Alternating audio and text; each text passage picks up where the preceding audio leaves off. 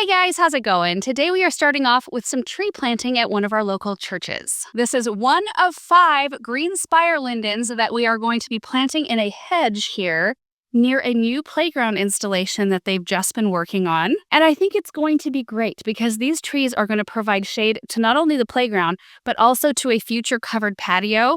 And they're going to provide shade from the west. So our west sun can be pretty brutal in the summertime. So I think it's going to be great. Lindens are a really low maintenance tree that are not afflicted by insects and diseases and things like that in our area. You don't have to treat them with chelated iron like you have to on so many others. So that's why we decided on the green spire linden. Also, this is not the church that we attend, but it's a church that serves our community really well. I mean, if you look out here, they've got a soccer/football field. There's a baseball diamond over there. Of course, we just looked at the playground, and then they've got a gymnasium in that building. Did you play here as a kid?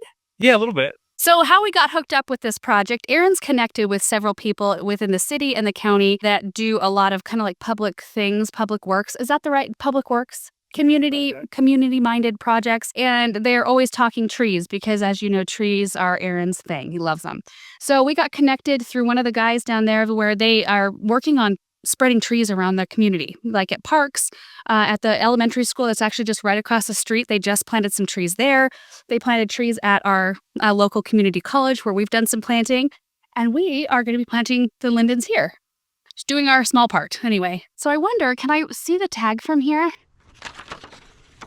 Green spire linden. See, they grow kind of conically, but they get large, like 40 feet tall by 30-foot spread. And you were reading somewhere that sometimes they can get even bigger than that. That's a horrible picture. It is a horrible picture. Like really not representative of what the tree looks like because it looks like it's dead there. I think that's its fall color right there. Really, it gets like a yellowy in the fall. It does. It gets brilliant yellow. I don't know what they're doing. That's just like, that was basically, we only had one shot, one photo, we're going to use them on the tag. Yeah. Anyway, yeah, that's not representative, but it is hardy down to zone 4 and we are a zone 6. And the thing I love too about lindens is as they age, this bark kind of turns like an orangey red. It's really striking in and of itself. So anyway, you can kind of see the shape here. It's kind of almost like a candelabra. They're so beautiful. And we've brought all of our stuff from home. We've got some biotone starter fertilizer, land and sea, our shovels and carts and whatnot. So we are going to be planting the first one right here. And then let me walk you down. They wanted them spread about 20 feet apart because they want the canopies to meet and kind of incorporate with one another so that it's a really nice hedge in the end. And then there's 2 more flags right here. And the kids were so excited because they knew that there was a new playset that they could come and hang out on. They're hanging out over there. So the rest of this is kind of just business as usual. Digging holes, putting root balls in the ground, getting them watered in, fertilized. Should be pretty slick and quick.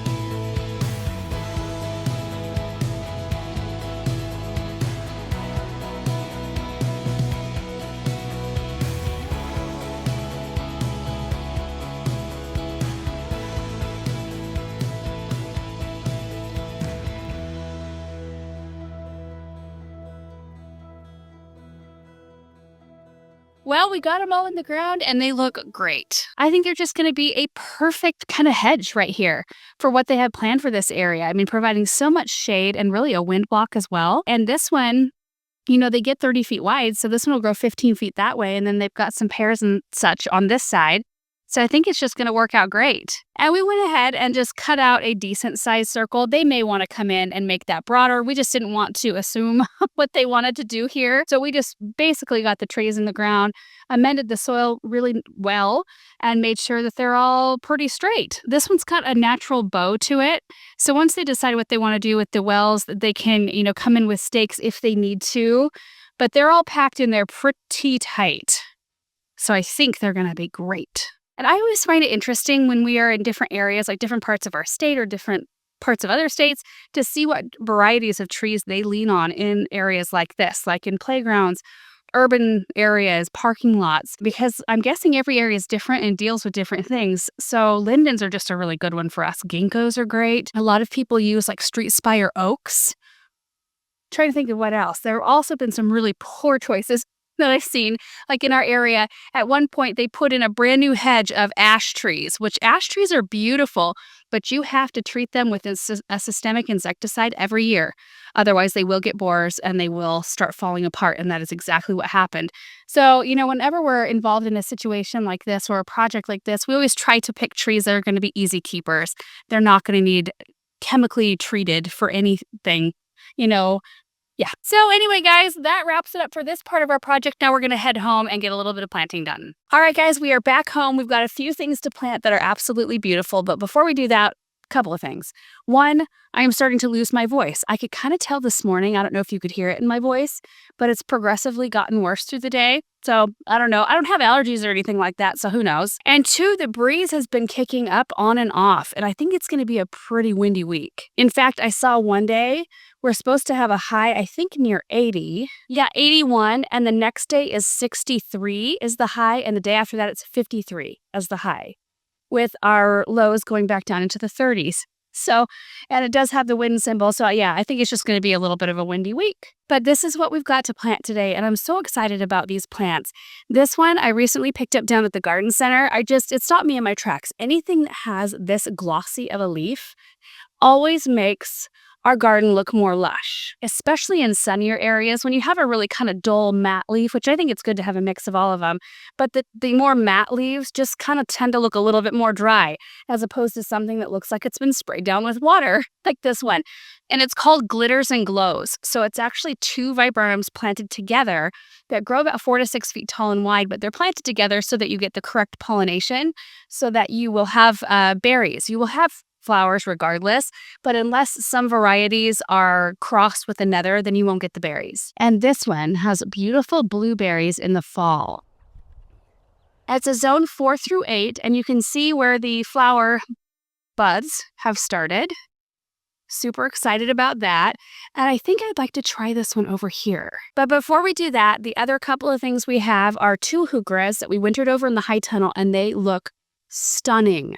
This is a variety called spearmint. I highly recommend this one. It's really good at returning in our area, and not all of them are. But they've got the most beautiful leaves. They're a lighter green, but they've got kind of this silver overlay, which just, I don't know, in a shadier spot, they look so pretty. And then, of course, you can see the blooms from a mile away.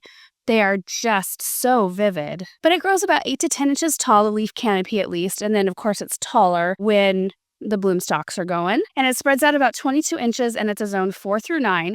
And then we've got a couple more Green Mountain boxwood cones. So I know we just recently planted a whole bunch of these in the formal flower garden, but these are going to be going in a couple spots in front of the Heart Lake. That's another area where I really want to work on the structural plantings, because once that's done and the stuff along the walkway is done, then I feel like I can fill in with other things a little bit more freely, because I don't want to start filling in with more cottage style, which is kind of what I want to go for up there. I want it to look abundant and beautiful and colorful and full, but I don't want to plant things in the way of where a future structural plant needs to go, if that makes sense. I'm kind of trying to do it in order somewhat. But anyway, let's see what this one looks like over here. I kind of felt like it would fill in this space really nicely. Yeah. because, 4 to 6 feet, regardless of what size it gets, it's not going to compete with anything around it. We've got this beautiful pine. I love the structure, cannot remember the name, but you can see this one has more of a matte color, while this one will bring the shine. We do have a coralberry right here. And then we've got Russian sage. So all of these have more of a matte leaf. So if we have that shininess right behind, perfect. Okay, so we're just gonna get this one planted and then we'll move on. Me.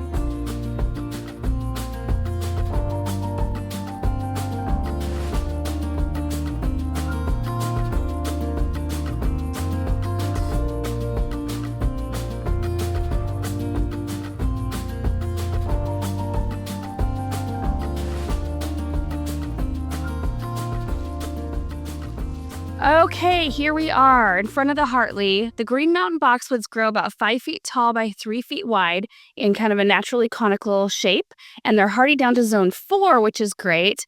And I plan to put them right up here, one on either side. Let's walk over here. So I wanted, because there's, a repeat in this design, I wanted there to be something very weighty and evergreen in this spot. And because we've got these Pacific Sunset maples that kind of flank each area, this spot on both sides will eventually be shade.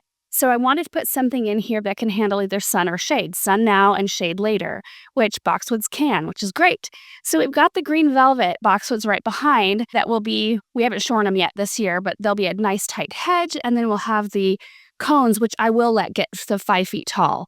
And I'm hoping they get the 5 feet tall because I think that would be a really nice look right here. Here's a look from the other side. And then right over here as well.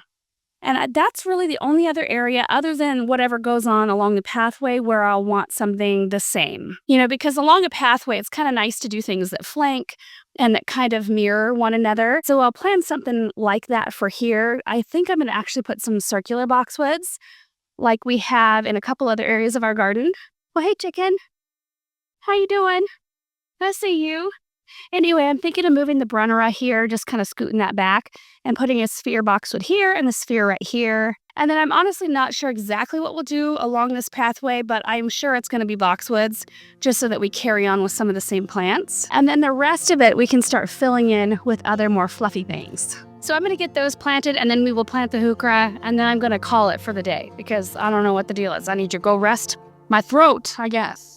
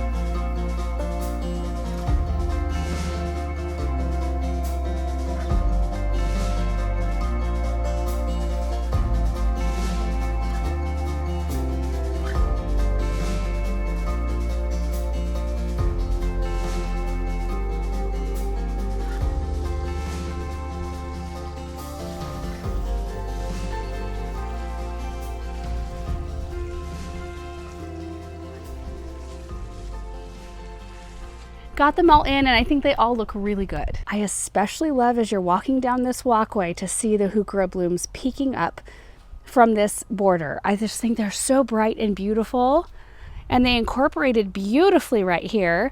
So we have a little gap between some salvia and a boxwood.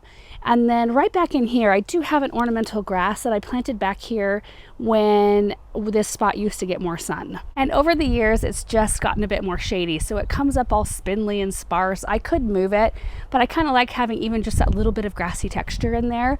So I popped the other heuchera pretty close to it, but I think they'll just intermingle and be totally fine. And that color just definitely shines right here.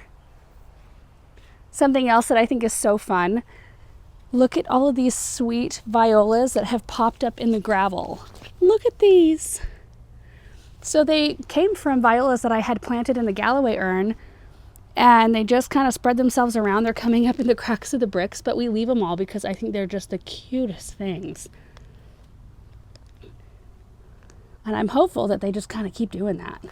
Also, the pink petticoat columbine has just started to bloom as well.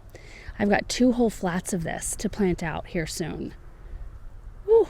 I'm a little tentative though to plant out anything that's been in the greenhouse with those couple of days coming where we've got lows in the 30s. That's a little bit low for things that are used to temperatures no lower than like 55. All right, now for the boxwoods. Oh, hey chicken. Good timing there, girl. Look at these. Oh, I just think they're so pretty. You know, and if they grow this tall and we can make them really tightly shorn cones, and then we'll have our tightly shorn boxwood hedge, it's just gonna be so beautiful. I love it. Take a look from the other side here. And I tried to center these. There's 6 boxwoods for each side of this square, the half square there. And so I tried to put it like right in between that 3rd and 4th boxwood. Whew, much brighter this way, but you can see it right in there. Oh, I love it. And with that, we are done with our planting projects for today. I'm going to head in and not talk to anybody for the rest of the day, I think. Hopefully it's better by tomorrow. See you guys in the next video. Bye.